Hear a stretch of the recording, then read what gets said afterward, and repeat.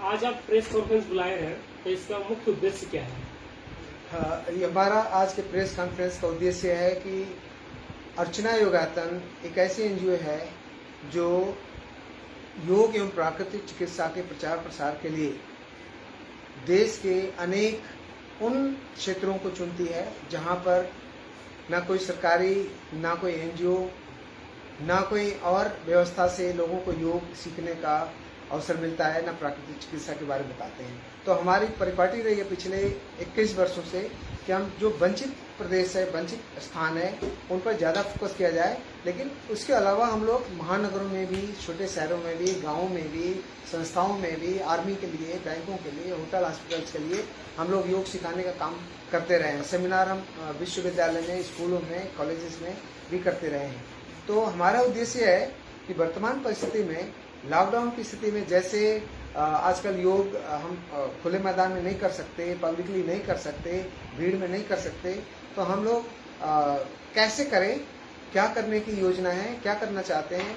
मैं चाहता हूं कि आप लोगों के माध्यम से पूरे देश की जितने भी एनजीओ हैं या योग केंद्र हैं या संस्थाएं हैं या योग प्रचारक हैं, वो लोग हमारी तरह से काम करें तो जनता को बहुत लाभ मिलेगा। अभी जो पिछली बार भी लॉकडाउन लगा था बहुत लंबा, इस बार भी लॉकडाउन लगा हुआ है। खैर अब धीरे धीरे लॉकडाउन खुल रहा है, तो आपने, आपकी संस्था जो आपने अभी कहा कि अर्चना योगातन, तो लॉकडाउन में आपने क्या क्या किया?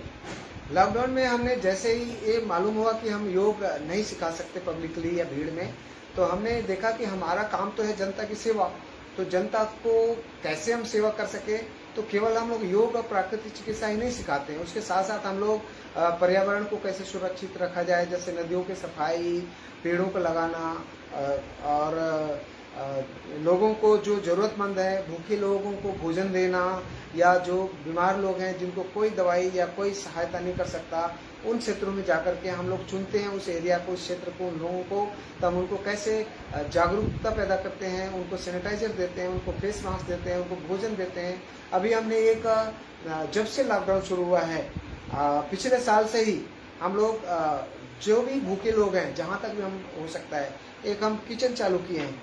उसका उद्देश्य है कि उनके बीच में हम जाकर खाना देते हैं, वही बनाते हैं, ताज़ा भोजन मिले और उनके स्वाद के अनुसार मिले। उनको हम शामिल भी करते हैं कि कितना नमक, कितना मसाला, कौन सा भोजन चाहिए, खिचड़ी चाहिए, दलिया चाहिए, सब्जी चाहिए, चपाती चाहिए, पूड़ी सब्जी चाहिए, खीर चाहिए, जो मांगते हैं हम लोग वही बनाते हैं हर रोज़ बदल के। लेकिन कहीं ना कहीं हम लोग भोजन 200 से 300 लोगों को जरूर देते हैं। इस किचन का उद्देश्य है, ये तो मैं आलोचना नहीं कर रहा हूँ, लोग पैकेट में खाना देते हैं, कुछ गाड़ी में बच गया तो दूसरे दिन भी वही गलती से बांट देते हैं। तो बासी खाना ना दे करके, एक तो ताज़ा मिलता है, दूसरा सात्विक मिलता है, तीसरा उनके अनुकूल मिलता है, चौथा कि हम उनके बीच में बैठ करके परिवार की तरह मिल करके उनको बहुत खुशी होती है कि ये लोग हमारे जैसे ही हैं, वो परिवार की तरह हम लोग उनके साथ बांट के, बैठ के, मिल के खाते हैं, बनाते हैं, और हम बनाते भी हैं मिल करके।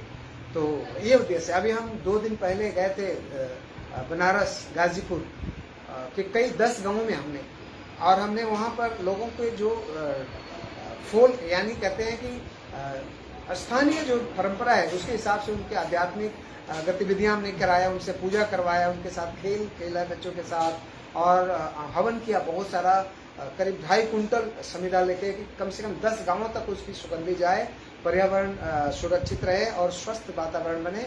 और उन लोगों को जागरूक भी किया कि कैसे फेस मास्क लगाते हैं, कैसे जागरूकता रखते हैं, कैसे सफाई करते हैं। अगर आपके पास सैनिटाइजर नहीं है तो कौन सी पत्तियाँ, नीम की पत्ती लीजिए, तुलसी की पत्ती लीजिए या एलोवेरा लीजिए, कैसे हाथ को साफ कर सकते हैं, कैसे सोशल डिस्टेंसिंग का ध्यान रखना है।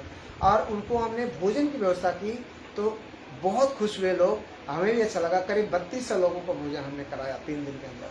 तो बात संख्या की नहीं है, बात यह है कि लोगों को जरूरत है इस समय, तो कैसे सहायता की जाए। हमारी संस्था का और इस प्रेस कॉन्फ्रेंस का ये उद्देश्य है कि जितनी एनजीओ हैं, जितने समाज सेवक हैं, सब लोगों का आगे आना चाहिए। और हमारा वसुधैव कुटुंबकम का जो ऋषि मुनियों का नारा है, जो विचारधारा है, उसको कार्य रूप दे। लॉकडाउन अब खुलने वाला है जी, अब आप क्या प्लान बनाए हैं आगे का? हम सरकार के नियमों के अनुसार और सरकार के नियमों का पालन करने के लिए कटिबद्ध रहते हैं, वचनबद्ध रहते हैं। और जो भी सरकार एक नियम बनाएगी उसके अनुसार हम समाज सेवा, जैसे हम योग का प्रचार प्रसार करते थे, सेमिनार करते थे, कैंप लगाते थे, पर्यावरण के लिए हम लोग नदियों की सफाई करते थे, वृक्षों का आरोपण करते थे, या जो भी स्कूलों में कॉलेजेस में जो जाते थे, गांव में जाते थे। और हमारी टीम है हर राज्यों में, देश के हर राज्यों में है, तो हर राज्यों में हम लोग एक साथ करेंगे। एक सवाल मेरा है सर, जिस तरह से पिछले दिनों नेचुरोपैथी और एलोपैथी के बीच में जो झगड़ा चल रहा है, पहले रामदेव बाबा ने कहा कि एलोपैथी पूरी तरह से फेल हो चुकी है कोरोना मरीजों को बचाने में। उसके बाद कुछ सवाल भी किए डॉक्टरों से। ये जो पूरा घटनाक्रम चला है, इस पर अर्चना योग आयतन कैसे देखता है? देखिए, हमारा ये कहना है कि मैं स्पष्ट कर दूं कि मैं योग के क्षेत्र में पिछले करीब 45 वर्षों से जुड़ा हुआ हूँ। पहले मैं विश्वासन योगाश्रम में जाकर स्वामी धीरमचार्य जी का जो संस्था थी उसका पहला नाम था विश्वासन योगाश्रम। उसकी शाखा थी मानतलाई में, और बहुत सारी शाखाओं में हम एक सीनियर पद पर थे और योग के लिए समर्पित लोग थे। हम लोग योग को जीवन में उतार करके जीते हैं। हम लोग केवल हम किताबी बातें नहीं करते हैं। तो इस नाते हम लोग आयुर्वेद, योग और प्राकृतिक चिकित्सा के साथ हम लोग भावनात्मक रूप से जुड़े हुए हैं। और उसके साथ जो हम लोग का अनुभव है वह यह है कि इसके जैसा कोई चीज़ खराब है, हमें हर थेरेपी का सम्मान करना है, चाहे वो स्वास्थ्यकर्मी हो, चाहे चिकित्सक हो, चाहे समाज का कोई भी वर्ग हो। हर थेरेपी का एक अपना महत्व है, अपना योगदान है। और हम लोग आपस में इस तरह की संकीर्णता के साथ विवाद करेंगे कि कौन छोटा है कौन बड़ा, तो इससे समाज का नुकसान होगा, लोगों का। क्योंकि जनता या रोगी तो इनोसेंट होते हैं, उन्हें हमें सबको मिल करके सहयोग देना है, चाहे कोई भी थेरेपी हो। और आज देखा जाए कि आज कई डॉक्टर योग गुरु के खिलाफ हड़ताल भी कर रहे हैं, हमने इनके भाग भी देखा। मैं आप लोगों के माध्यम से सभी चिकित्सकों से मैं स्वामी रामदेव जी की तरफ से मैं क्षमा चाहूँगा, क्योंकि स्वामी रामदेव जी की भावनाओं को समझे। मैं उनका पक्षधर भी नहीं हूँ, विरोधी भी नहीं हूँ, लेकिन योग के एक योगी होने के नाते, एक आयुर्वेद के मर्मज्ञ होने के नाते, और उन्होंने जो योगदान दिया है समाज के लिए, विश्व के लिए, वो कोई भी अनदेखा नहीं कर सकता। चाहे उनकी भाषा अनुचित थी डॉक्टरों के लिए या स्वास्थ्य कर्मियों के लिए, मैं उसके लिए जरूर कहूँगा कि भाषा को छोड़ दिया जाए, उनके शब्दों को छोड़ दिया जाए। उन्होंने खुद बाद में माना भी कि हम चिकित्सकों का सम्मान करते हैं, और उनके खुद योगग्राम में या पतंजलि में बहुत सारे अनेकों डॉक्टर्स काम कर रहे हैं। तो मैं ये कहना चाहता हूँ, मेरा भी यही विचार है कि आधुनिक चिकित्सा पद्धति, जिसको एलोपैथ कहते हैं खासतौर से, उसका एक जो भूमिका है कि इमरजेंसी में चोट लग जाए, एक्सीडेंट हो जाए, या कोई इमरजेंसी में है, किसी को फैटी लीवर है, अस्थमा का अटैक पड़ जाए, या ब्रेन हेमरेज हो जाए, हार्ट अटैक हो जाए, या कुछ भी इस तरह का, किडनी फेल हो जाए, तो उसमें हम आधुनिक चिकित्सा पद्धति के भूमिका को महत्व देते हैं। और हम सलाह भी देते हैं कि आप चिकित्सक के शरण में जाएं और उनके अनुसार आप कार्य करें और चिकित्सा लें। लेकिन जो योगियों की, ऋषि मुनियों की जो प्राचीनतम विद्या है, उसके बारे में मैं जोर देके कहना चाहूँगा। इसमें मैं स्वामी रामदेव जी का पूरा खुला समर्थन करना चाहूँगा कि उनके सिद्धांतों का, उनके विचारों का, कि हम अहंकार के साथ नहीं, विश्वास के साथ कहें, बल्कि हम ये चाहते हैं कि अगर आयुर्वेद को हम अनदेखे भाव से या पिछड़ेपन के भाव से देखें, या प्राचीन पद्धति, जैसे कहते हैं हवाई जहाज के ज़माने में बैलगाड़ी से कैसे चलना है, ये बातें निकाल करके, इस भावना को निकाल करके, आज जहाँ भी आयुर्वेदिक सेंटर है, प्राकृतिक चिकित्सा केंद्र है, योग केंद्र है, वहाँ पर हम देखते रहे हैं कि हमारे देश के लोगों से ज़्यादा विदेशी लोग, बुद्धिजीवी लोग, वैज्ञानिक लोग, चिकित्सक लोग, हमारे एक सेंटर था स्वर्ता बिहार में, वहाँ जितने भी अपोलो हॉस्पिटल के डॉक्टर्स होते थे, उनके परिवार के लोग नियमित रूप से चिकित्सा लेने आते थे। और उसका कारण क्या है, वो लोग मुझसे मैं चर्चा करते समय बताते भी थे कि एलोपैथ केवल इमरजेंसी के लिए है, कि हाई फीवर हो गया या कोई इमरजेंसी हो गई, वो लोग खुद सुधार करते थे कि लंबे समय तक शरीर को स्वस्थ रखना है तो आयुर्वेद, योग और प्राकृतिक चिकित्सा में हमें शरण में रहना चाहिए। सबको सलाह भी देते हैं आजकल के चिकित्सक, हर हॉस्पिटल में डिपार्टमेंट बन गया है आयुर्वेद का, योग का, प्राकृतिक चिकित्सा का। तो मैं विषय पर आना चाहता हूँ कि देखिए, अगर आयुष मंत्रालय या भारत सरकार, आप लोगों के माध्यम से मैं निवेदन करता हूं कि जितना धन खर्च होता है एलोपैथ के ऊपर, मैं उसमें प्रतिद्वंद्विता के साथ नहीं करना चाहता हूं, मैं वास्तविकता के आधार पर कि क्यों नहीं रिसर्च किया जा रहा है आयुर्वेद के ऊपर, योग के ऊपर, प्राकृतिक चिकित्सा के ऊपर। अगर इस पर वास्तव में रिसर्च किया जाए तो हल्दी में कर्क्यूमिन है या जिंजर में जजराल है या हर जितने भी पादप हैं, वनस्पतियां हैं, हर्ब्स हैं, पौधे हैं, उनमें एक न एक औषधि गुणों से भरपूर पर्याप्त मात्रा में पाया जाता है। तो जो दवाई पैरासिटामोल बुखार के समय दिया जाता है या कोई भी दवाई दी जाती है, हम उसके विरोध नहीं है कि क्यों दिया जाता है, लेकिन वही चीज हमारे पर्यावरण के अनुसार, जलवायु के अनुसार, हमारे क्लाइमेट के अनुसार, टेम्परेचर के अनुसार, जो हमारे भारतीय लोगों की जो शारीरिक बनावट है उसके हिसाब से अगर आयुर्वेदिक चीज दी जाए, प्राकृतिक चीजें दिया जाए, प्राकृतिक आहार दिया जाए, तो मैं निश्चित रूप से दावे के साथ कह सकता हूँ कि उसको एलोपैथिक दवाइयों की शरण में नहीं जाना पड़ेगा। और दूसरा चीज मैं कहना चाहता हूँ कि कोई दुनिया की ऐसी पैथी नहीं है आयुर्वेद, योग और प्राकृतिक चिकित्सा को छोड़कर कि ये कह सकती है दावे के साथ कि मैं बीमार होने नहीं दूंगा। भूमिका एलोपैथ की तब शुरू होती है जब कोई पेशेंट बीमार हो जाता है या जब कोई रोग से रोगी हो जाता है। उससे पहले कोई ऐसी दवाई नहीं है कि कोई ऐसा दवा दे दीजिए कि मुझे डायबिटीज ना हो, मुझे हार्ट की प्रॉब्लम ना हो, मुझे आर्थराइटिस ना हो, मुझे डिप्रेशन ना हो, मुझे बाइपोलर ना हो, मुझे स्किन डिजीज ना हो वगैरह। तो हम चाहते हैं, लेकिन हमारे आयुर्वेद में, प्राकृतिक चिकित्सा में, योग में हम चुनौती के साथ, दावे के साथ बोल सकते हैं कि अगर हमारी बातों को कोई मानेगा तो हम बीमार होने ही नहीं देंगे।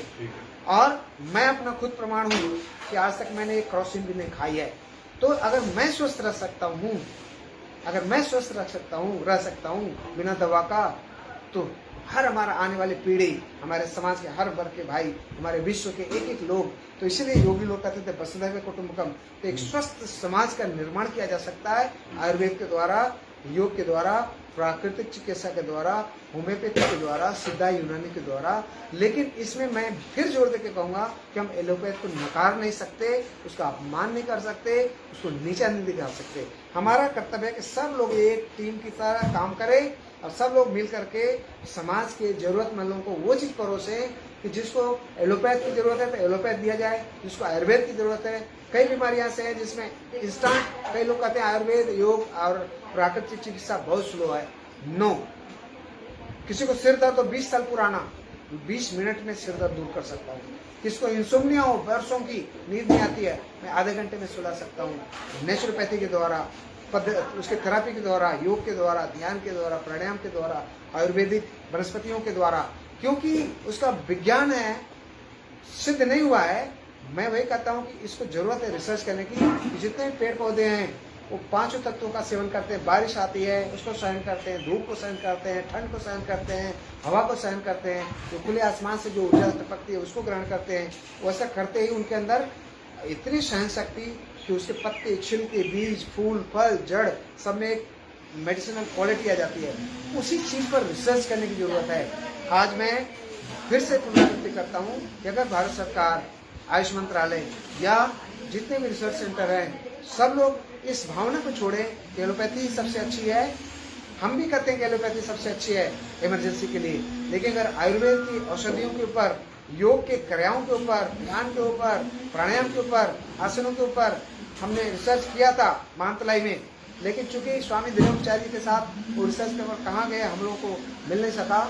नहीं तो हम लोग 82 में, जो 80s में रिसर्च किए थे, एक एक आसन के ऊपर, एक एक प्राणायाम के ऊपर, ध्यान के ऊपर, सूक्ष्म क्रियाओं के ऊपर, षटकर्म के ऊपर, कुंजल आदि के ऊपर, वो इतना सटीक था कि किसी को कितनी भी हाइपरसिडिटी हो, फैटी लीवर हो, अल्सर हो, कोलाइटिस हो, स्किन प्रॉब्लम हो, हम लोग एक एक हफ्ते में स्किन की प्रॉब्लम ठीक करने की क्षमता रखते हैं।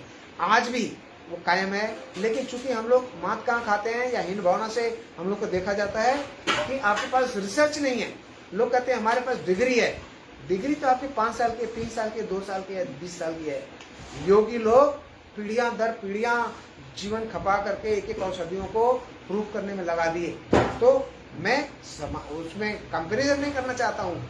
हमें डिग्री तो पाश्चात्य सभ्यता की एक परिपाटी है। हम भी चाहते हैं कि डिग्री दीजिए, हम भी चाहते हैं डॉक्यूमेंट दीजिए। अगर डॉक्यूमेंटेशन ही, अगर प्रमाण से ही हम आपको ठीक करना चाहते हैं तो हमें भी प्रमाण दीजिए। हम प्रमाण लेने को तैयार हैं, हम भी रिसर्च करने को तैयार हैं। हमें पूरा मौका दिया जाए, और अगर दिया गया तो मैं दावे के साथ कहता हूँ कि हम बीमार नहीं पड़ने देंगे किसी को। जैसे कि कहा गया है कि रईमन बहु भेषज करत, व्याधि ने छाड़त साथ, खग मृग बसत आरोग्य हरि अनाथ के नाथ। कि अगर आज की डेट में देखा जाए तो कहीं ब्रेन का हॉस्पिटल है, कहीं हार्ट का हॉस्पिटल है, कहीं लंग्स का हॉस्पिटल है, कहीं लिवर का हॉस्पिटल है, कहीं किडनी का हॉस्पिटल है। इतना रिसर्च, इतना हॉस्पिटल, इतने डॉक्टर, इतनी औषधियाँ, इतने इंजेक्शन, सब कुछ हो गया है। आज होना क्या चाहिए, एक भी बीमारी नहीं रहनी चाहिए इससे रिलेटेड। लेकिन आज भी बीमारियाँ बढ़ती जा रही हैं, तरह तरह की नई नई बीमारियाँ आ रही हैं। तो हम ये नहीं कह रहे कि इसके लिए कौन जिम्मेदार है। हम कहते हैं कि अगर आयुर्वेद, प्राकृतिक चिकित्सा, योग और प्राचीन पद्धतियों को सामने लाया गया और उनको कसौटी पर खरा उतार कर रिसर्च किया जाए, तो मैं दावे के साथ कहता हूँ कि वह समाज को, स्वस्थ समाज को बनाने में कामयाब होगा। तो मैं सरकार से, आयुष मंत्रालय से खास तौर से, और जितने भी रिसर्च सेंटर हैं, चाहे वो एनजीओ हो, नॉन गवर्नमेंटल इंस्टीट्यूट हो, जो भी रिसर्च कर रहे हैं, सभी लोग फोकस करें एलोपैथ के साथ साथ आयुर्वेद, योग, प्राकृतिक चिकित्सा पर भी। कई लोग कहते हैं रिसर्च बहुत हुआ है और ना काफी है। अगर रिसर्च हुआ होता तो आज कोई ये ताना नहीं मारता कि आपके पास क्या प्रूफ है। हम चाहते हैं कि हम प्रूफ के साथ मैदान में कंधा से कंधा मिलाकर खड़ा रहें और हम लोग ऐसा करने के लिए तैयार हैं। मैं एक चीज और कहना चाहता हूँ कि हमारा जितना भी आयुर्वेद, योग और प्राकृतिक चिकित्सा का के कर्मी हैं, लाखों करोड़ों लोग हैं देश में, वो सब लोग रामदेव जी के साथ कंधे से कंधा मिलाकर खड़े हैं और हम लोग सब लोग उनको सहयोग करते हैं। और इसके लिए सरकार को मानना पड़ेगा और मानना चाहिए कि हमें रिसर्च पर खरा उतारना है और रिसर्च के लिए आगे आए। उसके लिए कितना भी पैसा लगता है, इतना मैं बोल सकता हूँ कि एलोपैथ से ज़्यादा पैसा नहीं चाहिए हमें। जितना एलोपैथ पर करते हैं उसका 60% ही दीजिए। हम लोग रिसर्च करके दिखाएंगे और हम प्रमाण करके दिखाएंगे और हम एक स्वस्थ समाज को बना करके दिखाएंगे। अंतर्राष्ट्रीय योग दिवस में क्या कुछ कहना चाहेंगे? अंतर्राष्ट्रीय योग दिवस एक भारत के लिए एक शान की चीज़ है, एक गौरव की चीज़ है। तो हम लोग चाहते हैं कि भारत सरकार जिस उत्साह के साथ, जिस भावना के साथ मोदी जी की, हमारे प्रधानमंत्री जी के विचारों से जो शुरुआत की गई थी, वो बहुत ठंडा हो गया है। मैं नहीं जानता, मैं राजनीतिक नहीं भाषा बोलना चाहता, न मैं राजनीतिक हूँ। मैं, हम लोग तटस्थ हैं, हर दलों से तटस्थ हैं। तो मैं चाहता हूँ कि जिस उत्साह के साथ अंतर्राष्ट्रीय योग दिवस शुरू की गई थी आयुष मंत्रालय के द्वारा, वो क्यों बंद कर दिया गया, या तो उसको फिर से शुरू किया जाए, उसमें जो त्रुटियां थी उसको दूर करके, क्योंकि सबको उसकी प्रतीक्षा रहती है। हमने आयुष मंत्रालय की तरफ से करीब अनेकों जिलों में, अनेकों राज्यों में हमने सेलिब्रेशन किया था। 1 महीने का कैंप लगा था अर्चना योगासन की टीम के द्वारा और बहुत सफल रहा था, बहुत प्रशंसा हुई थी। उसका लाभ भी लोगों को मिला था, गांव के लोगों को। खासतौर से हमने गांव में किया था, स्कूलों में किया था। तो आज वो चीज़ से वंचित ना रहे हमारी देश की जनता। तो मैं चाहूँगा कि भारत सरकार चाहे खुद करे, चाहे संस्थाओं के द्वारा करे, चाहे जिस भी तरह से करे, अंतर्राष्ट्रीय योग दिवस को बड़े स्तर पर करे। गांव-गांव में, छोटी जगह पर, शहरों में, कस्बों में करे, महानगरों में भी करे, लेकिन जरूर करे। और हमारी अर्चना योगासन गंगा किनारे इस बार ऐतिहासिक तरीके से, बनारस के आगे एक गाजीपुर जिला है, गंगा किनारे हमने 1 किलोमीटर के दायरे में रेत के ऊपर साफ सुथरी जगह पर हम लोगों ने बिना किसी बिछौना का, बिना किसी कारपेट का एक अच्छा सा मंच करके गंगा माँ की आरती के साथ हमने सजा करके और देश भर के जाने माने योगियों को बुला करके, जो योग के लिए समर्पित हैं, उनको बुला करके हमने योग दिवस मनाया। दूर दूर बैठ करके सोशल डिस्टेंसिंग का ध्यान रखते हुए, और बहुत अच्छी तरह से हमने 2 जून को योग दिवस मनाया। इसके लिए मैं आयुष मंत्रालय को धन्यवाद दूंगा कि उन्होंने उत्साह पैदा किया था। लेकिन मैं निवेदन भी करूंगा कि इस योग दिवस को बढ़ चढ़ करके मनाने के लिए उत्सुकता पैदा करें, सहयोग करें, या जैसे भी आप उपाय कर सकते हैं, बुद्धिजीवी लोग हैं, अधिकारी लोग हैं, इसको जरूर जारी रखें।